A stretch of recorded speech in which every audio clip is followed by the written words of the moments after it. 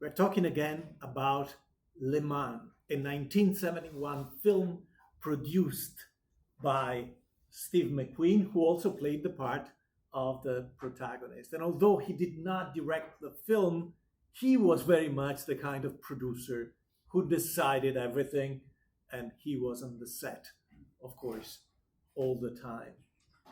It's a very unique film because it used actual race cars from the period, borrowed from the official team of Porsche, some of the top private teams, and some of the film was shot during the actual race of the 24 hour of Le Mans. It was also shot at speeds that were as close as one can manage on a set to the real speeds of the race. Of course, the actual cars that Steve McQueen borrowed were often had the additional weight of the rigs that were used to place the cameras, which were very rudimentary rigs. You can see them in the films, in the books written about the story of the production of the film, basic metal tubes attached to the chassis of the cars with big film camera, so that, as you will see, a lot of the angles in the shot are very close to the ground. It was meant to be a film about racing. Keep that in mind. It is also about the arc and storyline of several drivers in this race. Eric Staller, the top driver for Ferrari, one of the top contenders for this race, and someone from the quick references to the background stories who's a contender for the championship, somebody who's a skilled driver, and someone who's cool under pressure.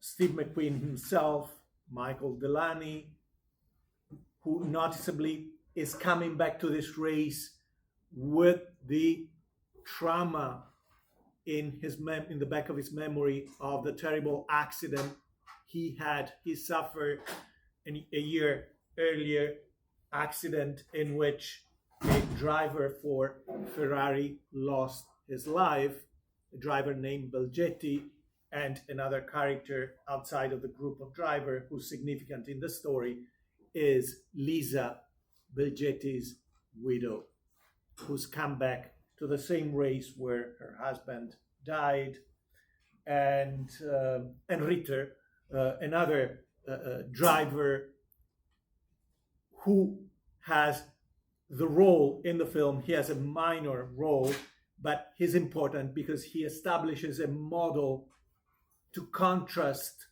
Michael's decision not to embrace openly a relationship with Lisa, because Ritter is married. His wife is worried, of course, about him.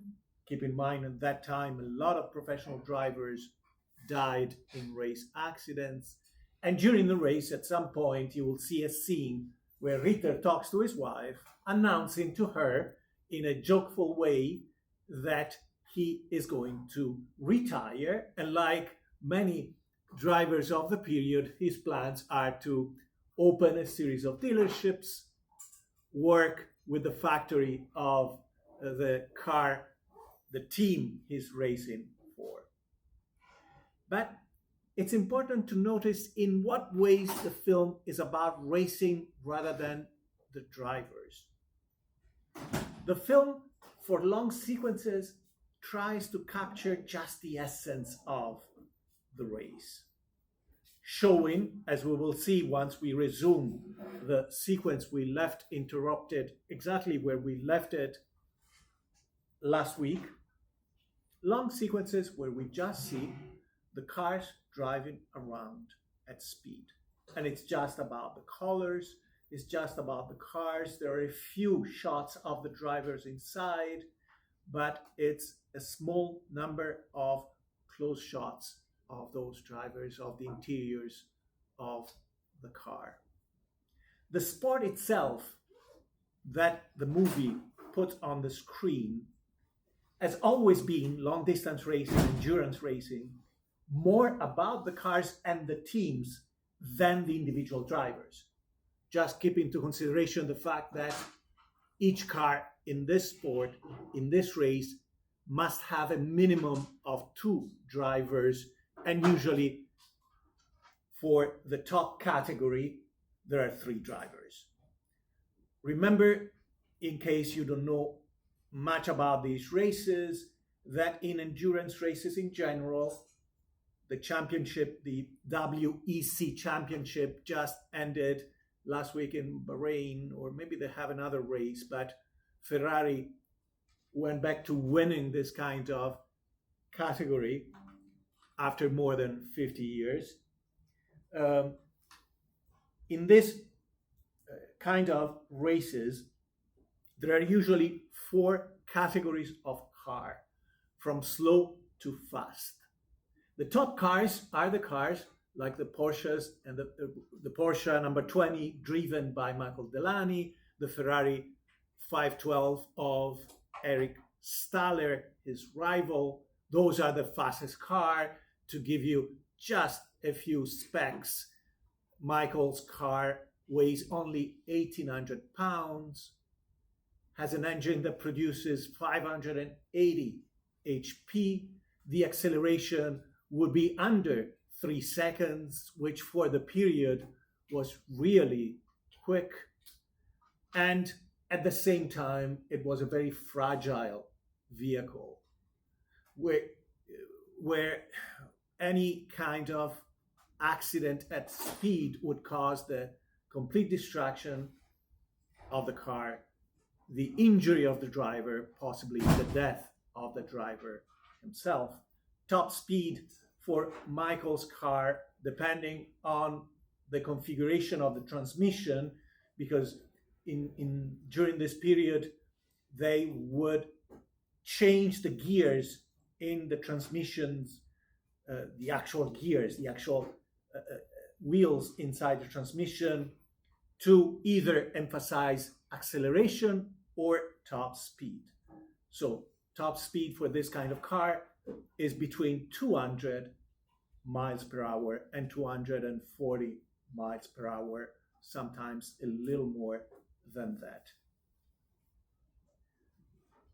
And on the other end of the scale, on the lowest end of the scale, you would find at this races, you will see just slightly modified sports cars of the kind that you still see on our roads, whose speeds would be at the most 150 miles per hour. This creates a particular kind of dynamic within the race, meaning that the top cars will have to pass a lot of the slower cars.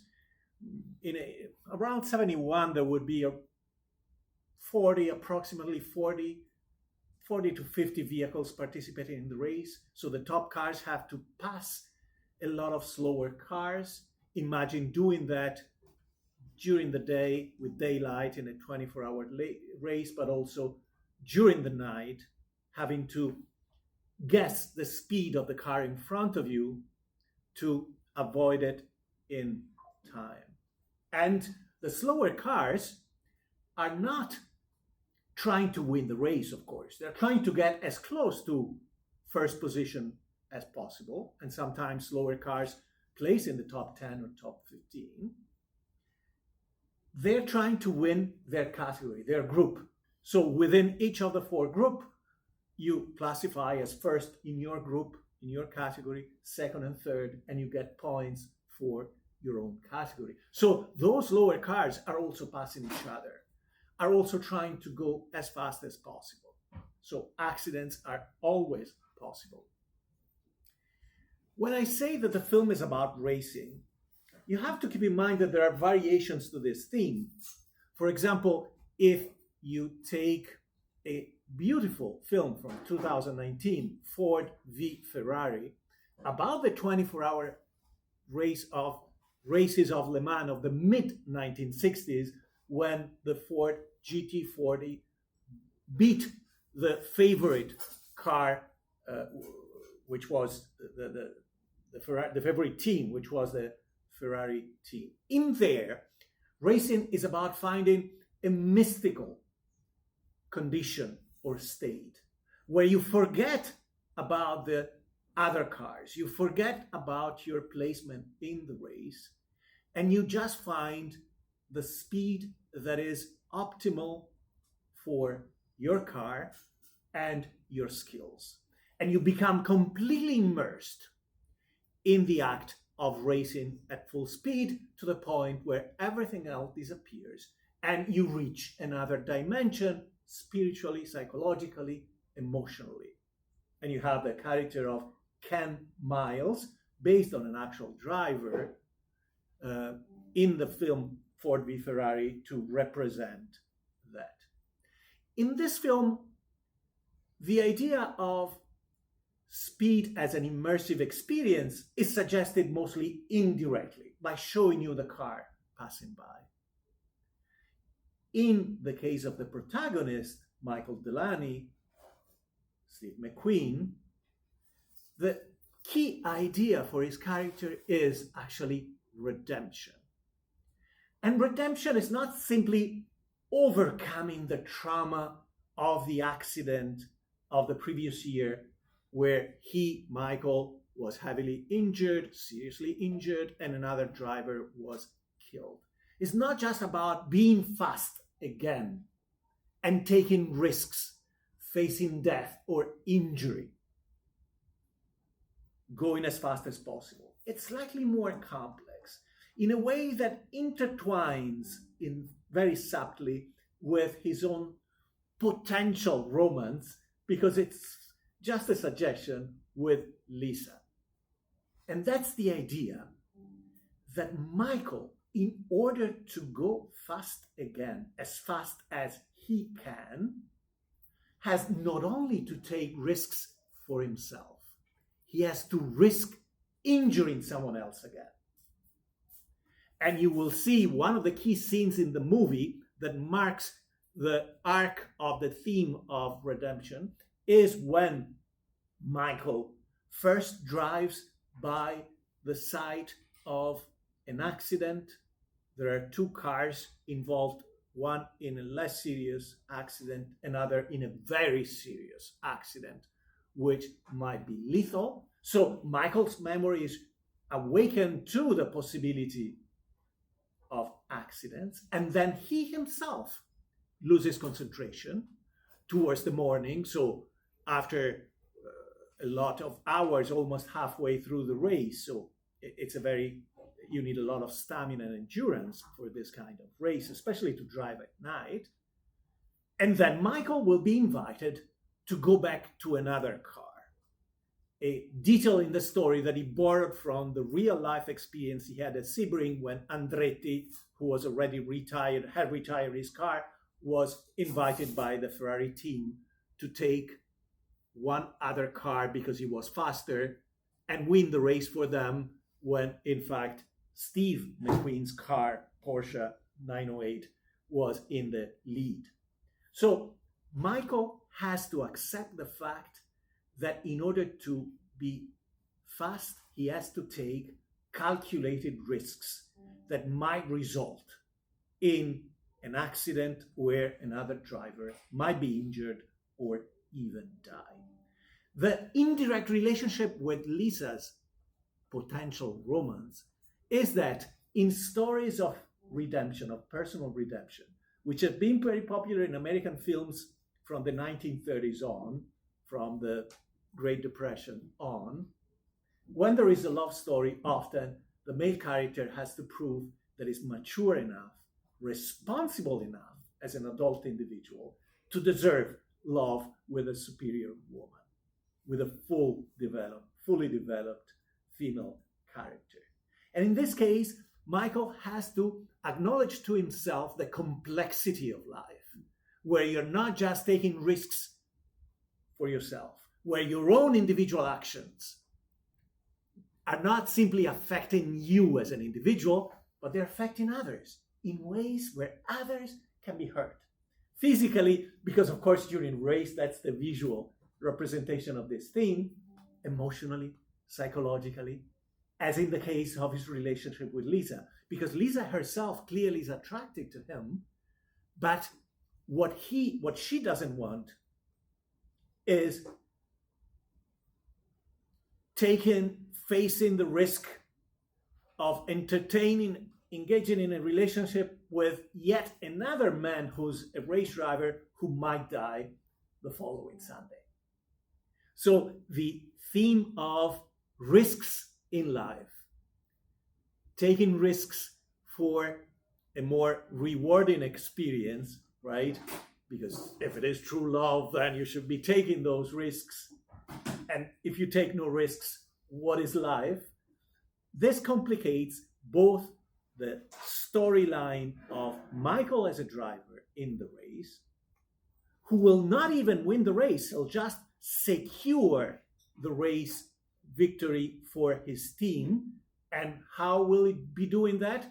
By bumping into Eric Stahler's Ferrari, by taking risks for himself, his car, and the other driver's car, and then all the risks, all the complications that can bring suffering, potentially, in the relationship with Lisa. As I mentioned, as you'll see in the finale, we don't really know whether they'll be together, whether they'll become a couple. They exchange a look, but they don't seem to be moving towards each other. But the finale is very much open, because as I suggested, in the cinema, American and French, European cinema of this period, the idea is that the spectator is also fully an active participant in the story. So it's up to you to decide, based on the clues, based on the faces, the emotions, the words, how the story might develop for the characters after the movie. Will they eventually end up together or not, because of the risks involved? I'm not going to ask you now to write comments about the film. However, if you want to take notes, I'll invite you to do so. Keep in mind that the film is one of the 3 included in the shortlist for the final exam that I have posted inside the page for week 13. And of course, next Tuesday, I will illustrate that shortlist as I did for the midterms shortlist and provide a rough idea of what the major themes would be for the 3 readings and the 3 films. The 3 films for the final exam will be Trafic, Le Mans, and the next film for next week and the week of Thanksgiving. On the week of Thanksgiving, on Tuesday, I'll talk about the film as well, which is The Crowd Roars, a film from the early 1930s. The readings for the final exam, on which I'll base my essay questions, will be The Lightning Conductor, A Motor Car Divorce, and Barzini's Packing to Paris. Okay? So, as I explained earlier, we resume the viewing from exactly the point where we got the last time. It's the initial part of the race. Keep in mind that since every car has 2 or 3 drivers, usually 3 alternating, they go through stints. A stint can be as short as 45 minutes, especially towards the end of the race, or as long as several hours. Historically, we know that some drivers have been driving constantly for 7 or 8 hours, simply because they were considered the strongest in their crew, in their group of 3. But normally it would be a couple of hours. You try to limit the number of times you replace a driver because the car stops for new tires, fresh tires, and for refueling. Sometimes the tires are not changed depending on the condition, but the longest operation in the pits is replacing the driver because you have a very tight belt with 6 different belts holding you attached to your seat belt, and very kind of difficult to remove and move again. Then after you've removed your belt, your 6-point belt, you have to extract yourself or be extracted from the car, a car that is not made for easy entrance, and somebody else has to be helped inside and strapped in. Usually the second driver, the driver who's left the car, will help the new driver tighten the seatbelt and close it, because the mechanism itself is kind of hard. It's not like you can tap on it and it opens up. Okay. I think I've said everything. At the end of the class, I hope there'll be enough time to go back to the group activity and comment on the short stories. I would also love to hear your comments or any questions you might have, both about the movie and also about the technical aspects of the realistic representation of the race in the movie.